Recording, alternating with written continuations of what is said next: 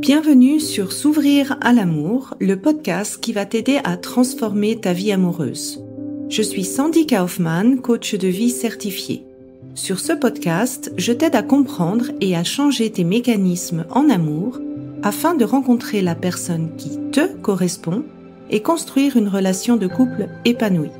Tu y trouveras des réflexions, des exercices concrets tirés de mon activité de coach et de l'approche psycho-corporelle que je pratique, ainsi que des conversations inspirantes avec des experts ou des personnes comme toi et moi qui t'expliqueront leur chemin personnel pour s'ouvrir à l'amour.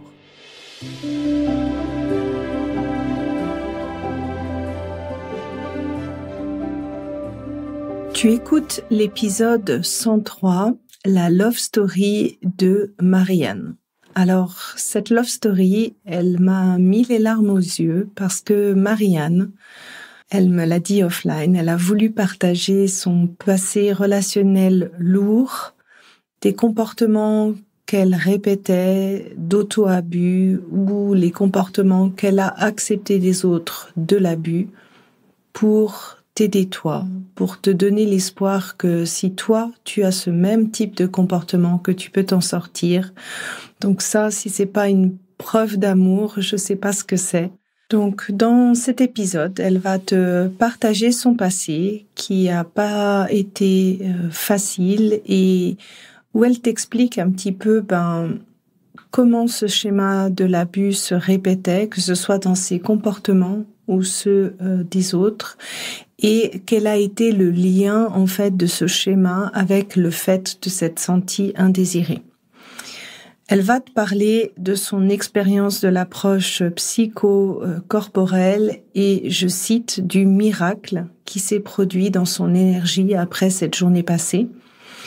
Comment elle a réussi à se séparer de son ex après 10 essais. Comment le coaching, en fait, l'a réconcilié avec ses émotions négatives, inconfortables, je ne sais pas comment tu veux les nommer, mais notamment cette émotion de tristesse ou de solitude qui peut être des fois difficile à accueillir, et les changements qu'elle ressent depuis la fin du coaching. Alors, je t'en dis pas plus, je te laisse écouter la love story de Marianne. Et si toi, tu sens que tu es enlisé dans un comportement et que tu sais pas comment t'en sortir, eh bien, je ne peux que t'inviter à suivre mon programme de coaching S'ouvrir à l'amour. Je te mets le lien dans les notes de cet épisode. Bonne écoute. Alors aujourd'hui, j'ai l'honneur d'avoir Marianne qui va nous raconter sa love story. Je suis super contente de t'avoir aujourd'hui au podcast parce que tu as fait une énorme transformation. Merci d'avoir accepté de témoigner et je vais commencer par ma question habituelle. Qu'est-ce qui a fait que tu as eu envie de commencer le programme S'ouvrir à l'amour ? Merci de m'accueillir dans ton podcast, ça me fait plaisir aussi. En fait, je remonte à longtemps, mais en fait, pour moi, c'était une norme en fait de vie de se marier, d'avoir des enfants. Je crois que c'était vraiment intégré en moi. J'ai eu un premier mariage, une union assez chaotique à 17 ans et demi déjà. Et puis en fait, après, par contre, j'ai eu la chance de vivre un amour incroyable avec le papa de ma fille qui a duré presque 20 ans. Mais c'est un amour très fusionnel. On travaillait ensemble, on vivait ensemble. On était ensemble 24 heures sur 24, en fait. Et il est décédé d'un cancer en 2015 après 2 ans de maladie. Puis j'étais veuve à 42 ans. Alors j'explique ça parce que mon parcours amoureux depuis, ça a été en fait catastrophique. Puis parce que j'étais dans une boulimie de rencontres, parce qu'en fait, au fond de moi, alors c'était pas clair, mais pour moi c'était normal qu'il fallait que je retrouve quelqu'un pour encore être en couple, et ça a été vraiment chaotique et catastrophique. Et en fait, ça fait, je pense, presque 2 ans que je m'intéressais à ton programme. Je crois que ça faisait vraiment longtemps qu'on avait eu un premier téléphone. Puis, au fond de moi, je savais que la partie du corps, c'était un indispensable à un moment dans ma vie. Par contre, mentalement, en fait, je pense que clairement, je me sentais pas prête à remettre en question tout ce qui fonctionnait pas chez moi. Donc je te suivais, j'écoutais ton podcast et tout, mais voilà, je pensais: «Ah non, non, c'est pas pour moi». Et en fait, au printemps de cette année, je suis, entre guillemets, «retombée amoureuse» au moins pour la 10e fois de mon ex. Et là, je me suis dit que je fonçais de nouveau droit dans un mur et ça a vraiment été un déclic, heu et je me suis décidée et c'était drôle parce que justement le fait de retomber amoureuse de mon ex, je me suis dit: «Ah non, mais moi l'amour, c'est plus fait pour moi, trop d'amour déçu, trop de souffrance, je veux plus être en couple». Et faire ce programme avec toi, ça a vraiment été une décision que j'ai prise, pour moi. Ouais, de faire ce programme pour moi. Merci pour ton partage parce que je pense que beaucoup de personnes vont se reconnaître en fait dans ce processus et cette évolution qui fait qu'à un moment donné, on se dit non mais moi l'amour et moi je l'ai vécu aussi personnellement, c'est trop, j'en veux plus et de se dire ben en fait la première étape de l'amour c'est je le fais pour moi. Mmh. Et la première étape ça a été le bilan. Qu'est-ce que ce bilan t'a aidé à réaliser? Oh, beaucoup de choses. D'abord que, en fait, comme beaucoup de monde, je souffrais, je pense que ça a bien évolué, d'un profond manque d'amour de moi. Donc, pour commencer, moi-même, je me respectais pas, je respectais pas mes limites, mais que ce soit je travaille trop, je mange trop, trop d'efforts physiques, pas assez dormir.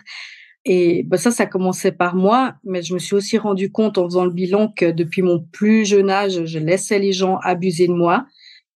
Ça a été jusqu'à des abus sexuels, mais même en amitié ou en affaires, je reproduisais sans arrêt ce schéma d'abus parce qu'en fait, je laissais mon pouvoir entre les mains des gens.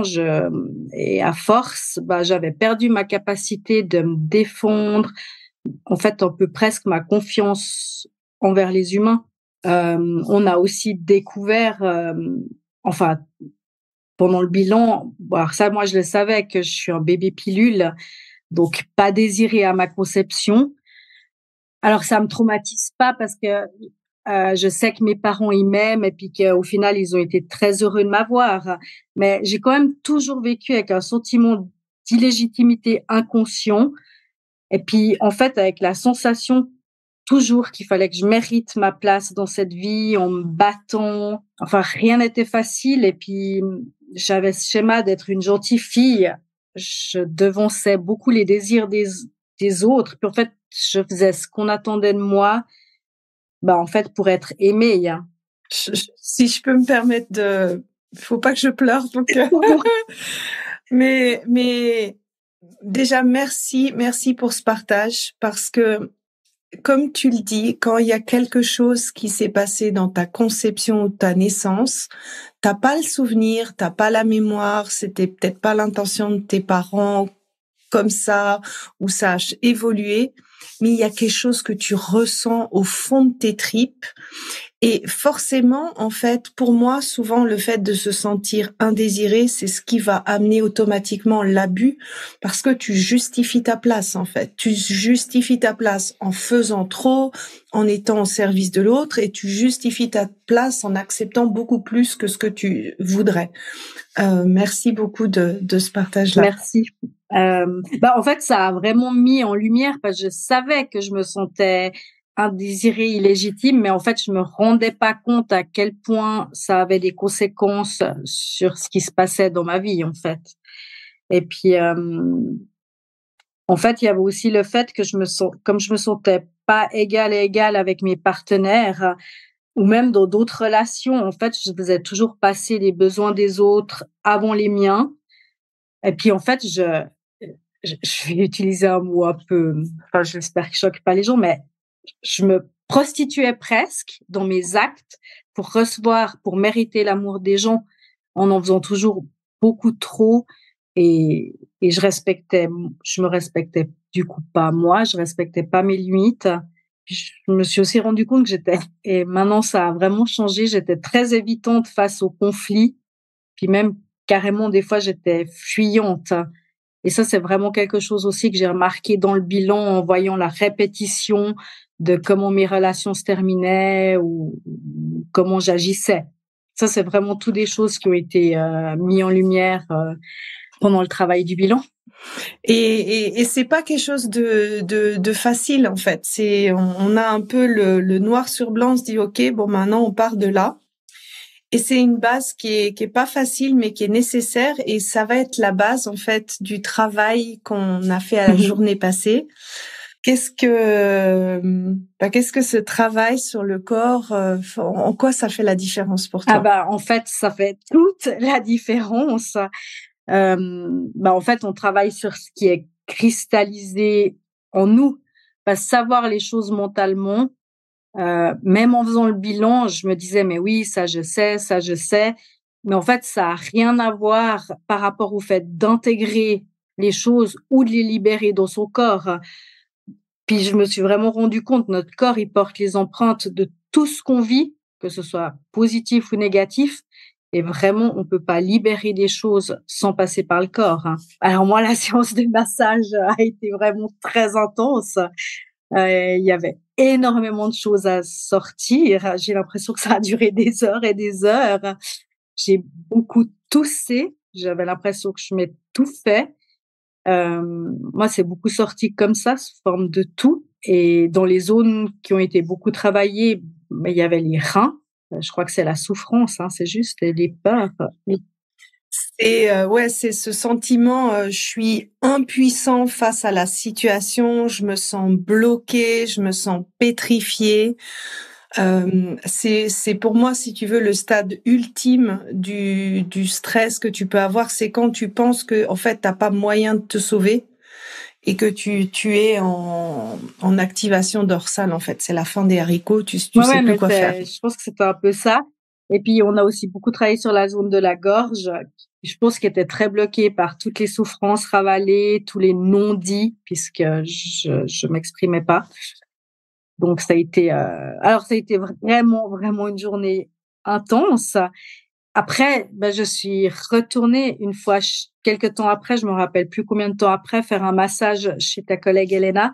Je sentais que j'avais encore de la tristesse à évacuer. Mais pour moi, il y a pas d'évolution possible sans passer par le corps, alors c'est certain. Oui, alors je confirme que c'était une journée intense, cette journée passée.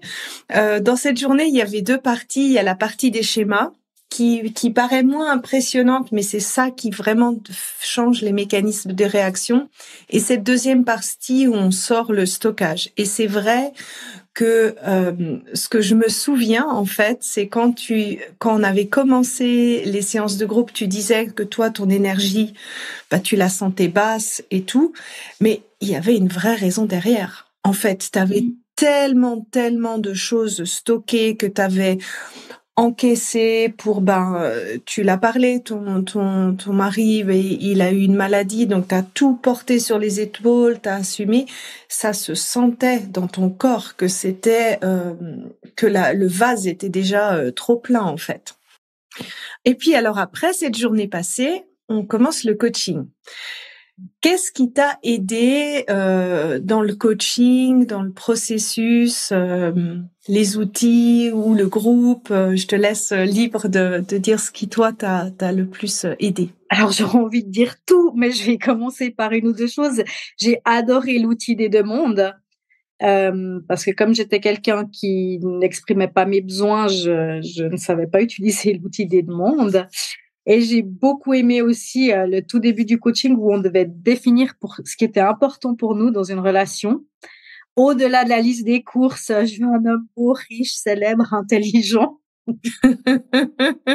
Et c'était hyper intéressant d'être en groupe parce qu'en fait, on se rend compte que nos besoins ne sont pas du tout les besoins des autres. Et ça, j'ai trouvé très intéressant. Puis, alors vraiment, moi, ce qui m'a vraiment aidée, j'ai appris à voir différemment les émotions négatives, à les accepter plutôt qu'à les combattre. Parce que, ça, c'est toi qui m'avais dit, c'est quand des fois, j'avais vraiment un sentiment de solitude qui m'envahissait ou qui m'engloutissait. Et puis, on sait pas quoi faire par rapport à ça. Puis en fait, toi, tu m'as aidé à fabriquer un nouveau moyen de fonctionner en me disant, puis je me disais, ce sentiment de solitude me rappelle de continuer à investir dans ce qui est essentiel pour moi. Puis en fait, ça te rend ton pouvoir et ça t'enlève le rôle de victime d'une situation. Et vraiment, ça a été aussi un déclic parce qu'en fait, au lieu de pleurer sur mon sort, ça me rappelait que je pouvais faire quelque chose pour pas que je me sente seule. Donc ça, j'ai trouvé incroyable. Je voudrais rebondir parce que souvent, en fait, ça arrive aux personnes qui ont énormément de volonté, qui se laissent pas abattre, en fait, par la situation. Et souvent, en fait, l'idée, c'est, OK, comment je veux faire, comment je veux rebondir.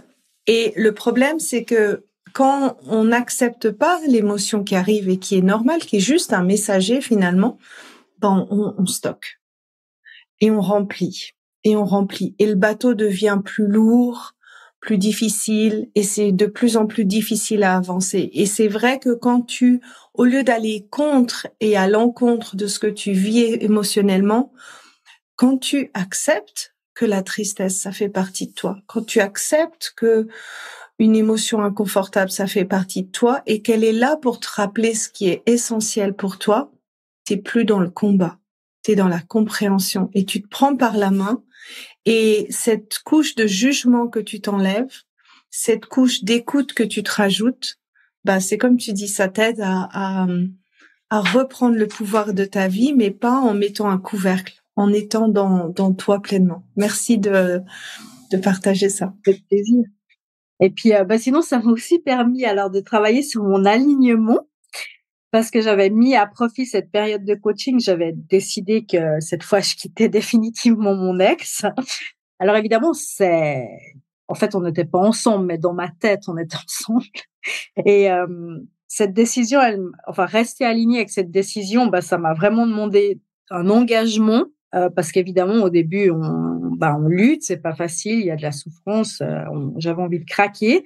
Puis, j'avais posé cette intention au début du coaching et puis en fait, voilà, je me serais pas vue au bout de 3 semaines dire: «Ah tout compte fait, j'ai craqué». Donc c'est vrai que le soutien du groupe, ton soutien pendant le coaching, ça m'a vraiment permis de tenir cet engagement envers moi-même, donc de rester alignée avec la décision que j'avais prise. Ouais, et ça c'était un énorme pas et t'as vraiment bien tenu. C'était vraiment beau à voir parce que je sais que c'est pas facile. Moi, j'ai fait aussi beaucoup d'allers-retours, donc je sais que c'est pas quelque chose d'évident, mais de voir cet énorme pas. Et aussi, ce qui se voyait, c'est que tu reprenais ton énergie au fur et à mesure, que plus ton alignement arrêtait, plus ton énergie, elle revenait aussi. Quels sont les progrès que tu as vus maintenant? Ça fait à peu près, je dirais, 5 mois après la fin. Quels sont les progrès que tu as pu remarquer?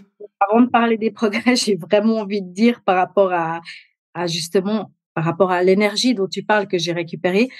En fait, depuis janvier 2022, j'ai vraiment eu une succession d'épreuves et j'ai vécu la pire période de ma vie depuis le décès de mon mari, depuis janvier 2022. Et en fait, quand je suis venue chez toi, c'était le dernier mardi de juin. J'étais en vacances et franchement, j'étais au bord du burn-out et puis je m'étais laissée jusqu'au dimanche pour dire, en fait, je vais demander un arrêt. Si dimanche ça va pas mieux parce que j'étais épuisée, j'ai dit je vais demander un arrêt à mon médecin. Et puis en fait, alors bon, je vais peut-être paraître un peu perchée, je suis désolée, mais le dimanche, il y a vraiment eu quelque chose d'incroyable. Je me suis levée épuisée et plus la journée passait, plus je sentais que je récupérais mon énergie. Et j'ai pas d'autre mot que miracle et je suis désolée si ça paraît perché, mais c'était tellement incroyable. Et depuis ce jour-là, les épreuves se sont pas arrêtées, mais en fait, je me sens de nouveau vivante, je me sens de nouveau en vie, en fait. Donc ça, vraiment, j'ai envie de le souligner parce que ça a été tellement incroyable que ça, c'est pas un progrès, en fait, voilà, mais c'est quelque chose que j'ai vécu et je suis obligée de le dire. Si, c'est un progrès. Parce que, en fait, ton système nerveux, il est là pour assumer les stress de la vie. Mais quand il en peut plus, en fait, c'est là où tu sens que ton énergie vitale, elle arrive à bout. Et le dimanche, c'est 3-4 jours après la journée passée, c'est là où on commence à sentir les effets, et c'est pas quelque chose qui s'arrête, c'est quelque chose qui continue à travailler, en fait, en trame de fond, si tu veux. Quand le corps se libère, le corps, il est là pour se régénérer. En fait, c'est un outil. Quand tu le libères, ça change. Merci beaucoup pour ce partage, parce que ça fait en effet des fois des miracles, je trouve. Ouais. Après, comme moi j'ai eu du lourd quand même dans mon passé, j'ai quand même continué à m'accompagner pendant le coaching. J'ai fait, je crois, 2-3 fois le breathwork qui est proposé dans le coaching toute seule, plus une fois le coaching en live. Je sentais que j'avais de la tristesse, j'étais retournée chez Elena, et toutes ces choses, elles m'ont vraiment permis de retrouver mon énergie. Hein. Oui, et ça c'est important, c'est en fait, on n'a pas tous le même stockage. Déjà, on stocke pas tous de la même manière. Il y a des personnes qui prennent beaucoup plus dans le corps que d'autres. Ça, c'est un peu notre biais naturel. Et en fonction de l'intensité des stress que tu as eu, de la durée des stress que tu as eu, on n'a pas le même stockage. Et ça, c'est important, en fait, d'écouter ce que l'émotion, si on sent que l'émotion sort, des fois, ça demande de faire plusieurs fois ce travail de libération émotionnelle. Et ça, en effet, dans cette partie-là, on n'est pas égaux dans les besoins qu'on a. Puis sinon, le reste des changements, c'est beaucoup au niveau comportemental. Déjà, j'ai plus l'impression de devoir me battre pour mériter ma place. Donc, du coup, j'accepte plus tout et n'importe quoi pour obtenir de l'amour en retour. Ça a aussi une grande influence sur mon attitude à recevoir. J'ai appris à équilibrer le donner et le recevoir. Puis, au fur et à mesure, je découvre que c'est agréable de recevoir, mais que ce soit du temps, de l'attention, de l'aide, des compliments, de l'amour. Et ça, c'est vraiment quelque chose que je vois qui évolue au fur et à mesure. Justement, ça, je l'ai beaucoup parlé. J'apprends à dire non, Alors, je dis j'apprends parce que je vois que ça évolue constamment, puis que ça devient de plus en plus facile. Donc, à reconnaître mes besoins, à poser mes limites, à ne plus me laisser maltraiter, que ce soit verbalement ou physiquement. Tout ça, je me rends compte que ça évolue de mieux en mieux. Et puis, l'exercice des demandes m'a beaucoup aussi fait évoluer sur ma blessure du rejet. Parce qu'avant, j'étais vraiment quelqu'un qui n'osait pas demander quelque chose. Parce que pour moi, en fait, c'était intolérable de recevoir un non. Donc, je préférais ne pas demander plutôt qu'on me dise non. Puis, en fait, maintenant, en pratiquant l'exercice des demandes, mais je le pratique avec mes collègues, on peut les pratiquer avec n'importe qui, en fait, je sais qu'un non, c'est juste une réponse à ma demande et puis que c'est pas un rejet de moi. Et ça m'a fait beaucoup de bien aussi. Oui, c'était aussi très beau de voir, en fait, après ce gros morceau de l'ex, de comment tu as commencé à mettre en place, en fait, avec d'autres relations dans ta vie. Et c'est une pratique. C'est comme tu dis, ça vient de plus en plus facile. Par la pratique, par l'entraînement, tu te rends compte que finalement, on peut tout dire, que c'est pas lié à ma personne, c'est juste une question d'interaction avec les autres jusqu'à que vous trouviez un accord, et ça allège en fait beaucoup l'interaction avec les autres. Mais c'est vrai que les choses, là moi je dis je travaille parce qu'évidemment je me donne la peine de m'exercer, mais il y a beaucoup de choses, je me rends compte qui viennent toutes seules par tout ce qu'on a libéré par le travail sur le corps. Tout d'un coup, des fois je me dis j'ai dit non. Mais j'ai dit non facilement. Oui. Même penser, donc c'est pas que du travail, c'est aussi que les choses progressivement, elles se mettent en place par tout ce qu'on a transcendé en fait. Oui, alors le corps, ça facilite tout. Je dis toujours, je compare toujours ça avec la peur d'aller sur le vélo. Quand on a eu beaucoup de peur, en fait, tu peux être sur un vélo, mais ça va être compliqué d'avoir l'apprentissage. Quand tu te libères de ton passé par le corps, en fait, tu as un apprentissage, mais c'est beaucoup plus facile, en fait. Ça facilite les choses. Il y a des choses qui viennent, en fait, par soi-même. Et ce travail des schémas, il s'imprémente de plus en plus fort en toi. C'est-à-dire que ta nouvelle manière de faire devient de plus en plus ton nouveau normal, si tu veux. Clairement. Je le ressens. Ouais. Et donc, du coup, à qui tu recommanderais de faire le programme S'ouvrir à l'amour? Moi, je trouve qu'il devrait être fait à l'école. Non, parce que les gens seraient pas prêts, mais je recommande vraiment cet accompagnement à tous, mais hommes ou femmes, quelle que soit la tranche de vie dans laquelle on se trouve, qu'on soit célibataire, jeune, moins jeune, en couple, qu'on veuille être en couple ou non. Parce que de toute façon, c'est aussi un moyen de guérir de traumatismes, d'héritage transgénérationnel, d'apprendre à communiquer, d'apprendre à être mieux en relation. C'est un produit d'utilité publique. Alors moi, je rêverais de le mettre dans les écoles, s'il y a des écoles qui nous écoutent. Je fais maintenant pour les enfants, à part ça, j'ai des résultats mais incroyables, parce que je trouve justement que on a tous quelque part des schémas, on a tous quelque part des blessures dans une plus grande ou plus moindre proportion, mais en fait, c'est l'idée de se dire, si je fais ce travail le plus tôt possible, je m'évite d'en accumuler encore plus, en fait. Ouais, c'est dans ce sens que je disais, mais après, ce qui est génial avec le programme, j'ai beaucoup accentué sur la partie corps parce que pour moi c'était capital, mais j'ai dit avec toutes les ressources que tu donnes qui sont d'une qualité, d'une quantité impressionnante, mais en fait ça nous est utile dans toutes les situations professionnelles, familiales. On apprend des outils pour gérer les conflits relationnels. Donc en fait c'est utile. Moi, j'y reviens.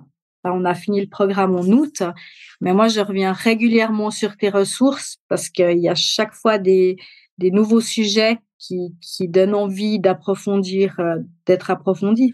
Et puis, moi, je me suis dit, vraiment faire ce programme avant tout le reste, c'est un cadeau qu'on se fait à soi-même. J'ai rien à ajouter. Écoute, ça me touche beaucoup. Je te remercie énormément pour ce partage. Je pense que tu vas parler à beaucoup de gens et aussi donner l'espoir à beaucoup de gens. Donc, merci encore d'être venu sur le podcast aujourd'hui. Avec plaisir. Merci à toi. J'espère que cet épisode t'a plu et aura été source de réflexion pour toi. Pour continuer d'échanger, rejoins-moi sur Instagram via Sandy Kaufman Love Coach et n'hésite pas à me partager en commentaire ce qui t'a aidé dans cet épisode. Et enfin, si tu es prête à t'ouvrir à l'amour et à transformer ta vie amoureuse, je t'invite à rejoindre mon programme de coaching S'ouvrir à l'amour. Tous les détails se trouvent sur mon site sandykaufman.ch. Et n'oublie pas, il n'y a que tes peurs qui te séparent de l'amour.